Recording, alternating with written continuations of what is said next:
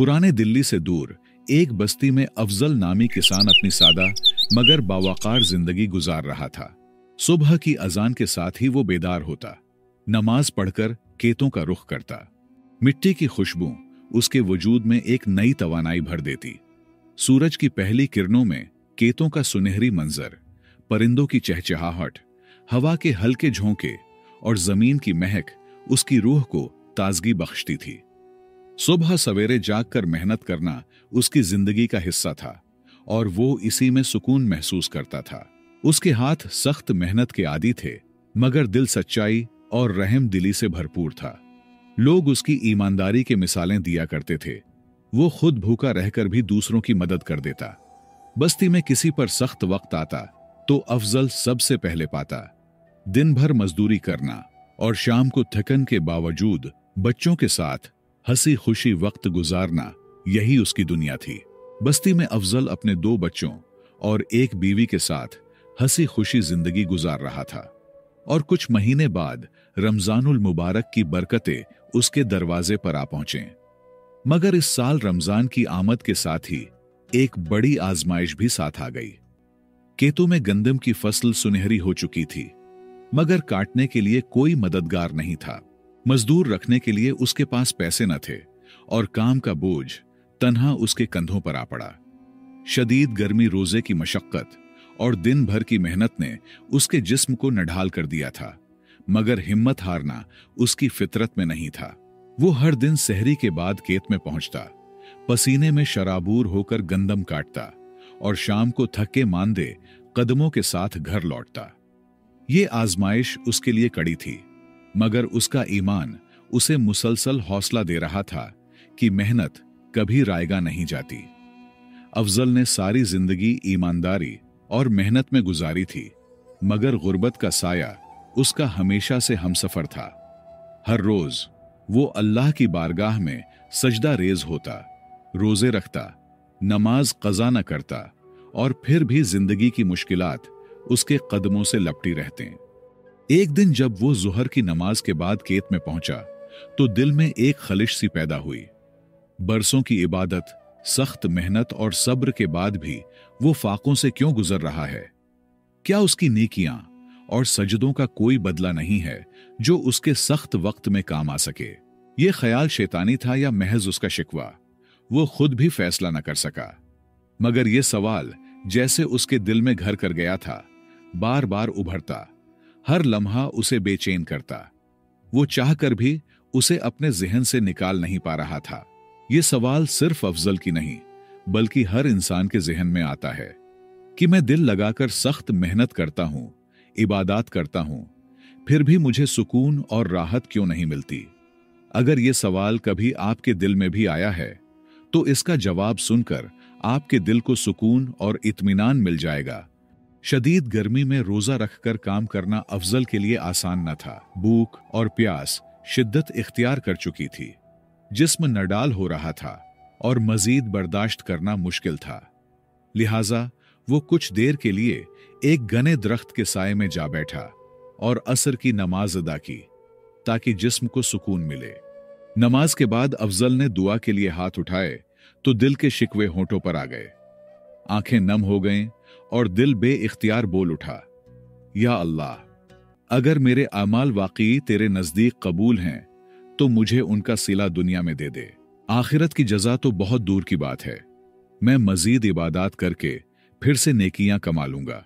जो अमाल मेरे है इसके बदले मेरी सख्तियां दूर फरमाए और मुझे राहत अता करे। ये भी कोई जिंदगी है? एक एक टके के लिए कितनी मेहनत करता हूं, ऊपर से बारिश और तूफान से फसल भी खराब हो जाता है। कम से कम इतने इबादत के बदले दीगर लोगों के मुकाबले में मेरा फसल तो बेहतर होनी चाहिए। ये दुआ मांगकर वो खुद ही खौफजदा हो गया, मगर दिल की बेकरारी को कम करने के लिए आखिरकार जबान से सवाल निकाल ही दिया। कुछ देर वो वहीं सोचों में गुम बैठा रहा, फिर खुद को संभाला और दोबारा खेतों में जाकर काम में लग गया।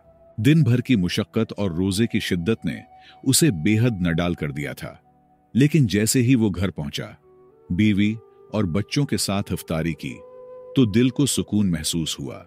लिहाजा नमाज इशा और तरावीह भी पढ़ी। नमाज के बाद घर आकर तकन के मारे वो जल्द ही नींद की आगोश में चला गया। लेकिन ये नींद आम नींद न थी, बल्कि एक ऐसा ख्वाब था जो उसकी जिंदगी को हमेशा के लिए बदलने वाला था। प्यारे दोस्तों, अगर आप हमारी वीडियोस को पसंद करते हैं तो आपका बेहद शुक्रिया। लेकिन हम आपसे एक छोटी सी दरख्वास्त करना चाहते हैं। आपकी हौसला अफजाई ही हमें मजीद बेहतर वीडियोस बनाने की ताकत देती है। अगर आपको हमारी वीडियोस पसंद आती हैं तो बराए करम चैनल को सब्सक्राइब करें और घंटी का बटन जरूर दबाएं। इस वीडियो को अपने मायूस दोस्तों के साथ लाजमी शेयर कीजिए। शायद आपके एक शेयर से किसी की जिंदगी बदल जाए। हम आपसे एक मशवरा करना चाहते हैं। क्या हमें एक नया इस्लामी चैनल शुरू करना चाहिए जहां हम आपके लिए सबक आमोज, ईमान अफरोज और दिलचस्प इस्लामी कहानियां पेश करें? अपनी कीमती राय कमेंट में जरूर लिखें। आपकी राय हमारे लिए बहुत अहम है। प्यारे दोस्तों, रात गहरी हो चुकी थी और जमींदार भी गहरी नींद में जा चुका था कि अचानक एक अजीबो गरीब ख्वाब में खो गया। उसने खुद को मैदाने महशर में पाया, जहां सूरज कुछ नेज़े दूरी पर था। तपती धूप में हर शख्स पसीने में शराबूर सख्त परेशानी में मुब्तला था। खौफ और घबराहट के आलम में अफजल भी इधर उधर भाग रहा था, मगर कोई जाए पनाह न थी। अचानक मैदाने महशर के बीच एक अजीमुशान महल पेश किया गया। ऐसा महल जो याकूतो मरजान से तराशा गया था, जिसकी दीवारें रोशनी बखेर रही थीं। उसका हर फ्लोर वसीओ अरीज और हर फ्लोर में हजारों कमरे थे। हर कमरे में एक ऐसी हूर बैठी थी जिसके हुस्न को देखने के लिए सदियां भी कम लगतीं। हर दरवाजा खालिस सोने का था। उसके नक्शो निगार में ऐसी चमक थी कि देखने वाले की आंखें हैरत जदा हो जातें। महल के सामने एक सहन था जो इतना वसिया था कि गुया पूरा मैदान महशर इसके बराबर भी न था। सरसब्ज और शादाब बागात, रंग बिरंगे मेवे, खुशबू बखेरते दरख्त और उनके दरमियान दूध, शहद, शराबे तहूर और शफ्फाफ पानी की नहरें बह रही थीं, जिनकी रवानी दिलों को तमानियत बख्श रही थी। दरख्तों के घने साये में सोने का एक आलीशान तख्त पड़ा था, जिन पर मखमली तकिए रखे थे। इर्द गिर्द निहायत हसीन व जमील कम सन लड़के मुअद्दब खड़े हुक्म के मुंतजिर थे। फिजा में ऐसे परंदे महवे परवाज थे जिनकी खूबसूरती का बयान इंसानी जबान से मुमकिन न था।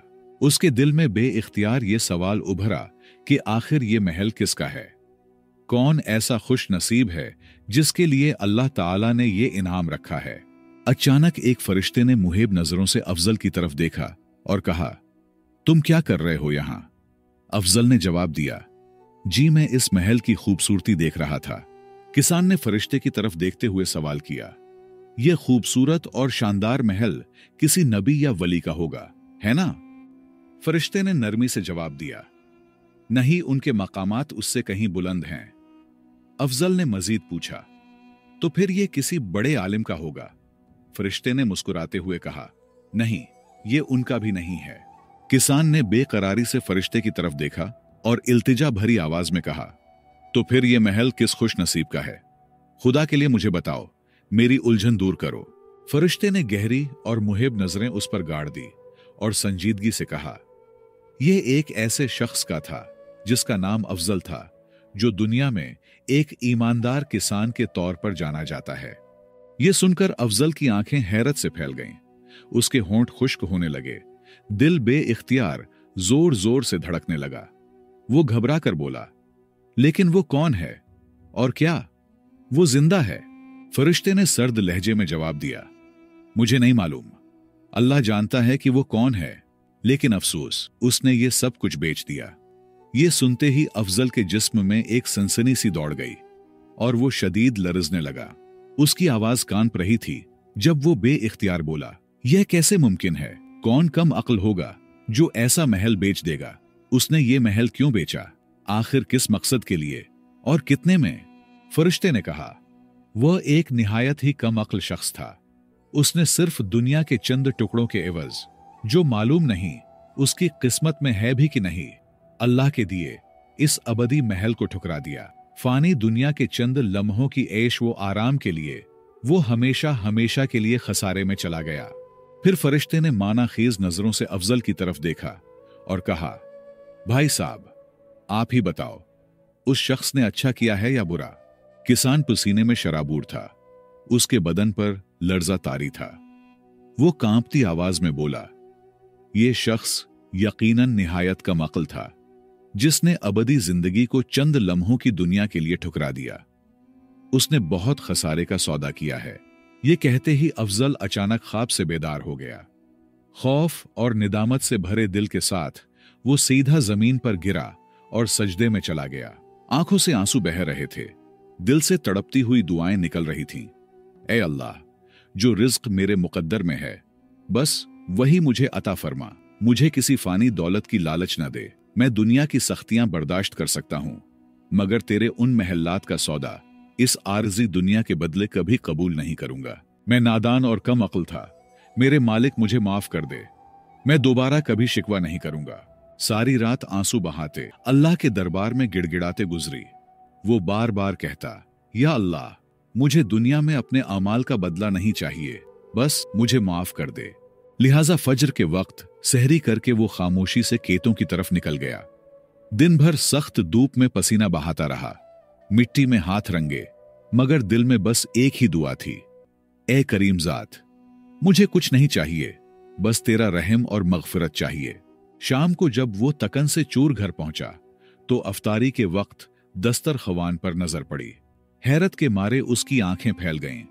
रंग बरंगे लजीज खाने चुने हुए थे, जिनकी खुशबू पूरे घर में फैली हुई थी। वो घबराकर बीवी की तरफ मुड़ा और परेशानी में बोला, ये सब खाने तुमने कहां से लाए? बीवी मुस्कुराकर बोली, पता नहीं साहब, ये किसी भले इंसान ने दरवाजे पर रख दिए और चुपचाप चला गया।